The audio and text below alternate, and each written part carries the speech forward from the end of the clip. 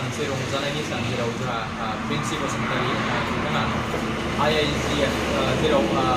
international बेयो मोनसे dance competition बे डान्स कम्पिटिशनाव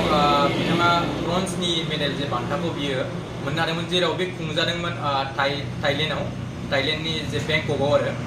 जे बेयाव खुंजानायनि गेजेरजों बिथाङा बे गावनि जे रोंगौथि बेखौ बियो सारा जोंनि भारत हादर आरो लोगोसे बुहुमनाङैनो बियो दिन्थिनो हादों बिथाङा जागायनायाव बड'लेण्ड गट टेलेन्टनि अडिशनाव फैदोंमोन जेराव सीजन 2 जोंहा सोलिगासिनो दङ बिथाङा बेयाव फैनायनि गेजेरजों जोंहा जोंनि जे जाजेस बिथां पंकज सेत्रीनि दैदेननायाव आरो लोगोसे सोनिया जोंहा बिथाङा करियोग्राफार दा बिथांनि जे करियोग्राफि खालामनायाव बिथाङा दिनैहाय जे ब्रन्जनि मेडेलखौ देरहानानै जोंनि बिटिआर ओनसोलनि हालामाव बर' सुबुंफोरनि जे गेजेराव आरो लोगोसे साफ्रोमबो जाखांफु लाइमोनफोरनि गेजेराव एबा जे बे बड'लेण्ड गट टेलेन्टनि गेजेरजों माबोरै बिथाङा थांनानै जे दिनैहाय जे इन्टारनेशनेल लेभेलाव गावनि जे मोसानायखौ दिन्थिनानै जे टेलेन्टखौ दिन्थिनानै जे जाफुंनो हाबाय दा आं बेखौनो बुंनो नागिरगोन जे जोंनि बे बड'लेण्ड गट टेलेन्ट टीमा फैबाय थानाय समाव मोसानाय एबा मेथाइ खननायानो जा एबा फेशन दिन्थिनायानो जा एबा बायदि रोखोमनि दामनाय देनाय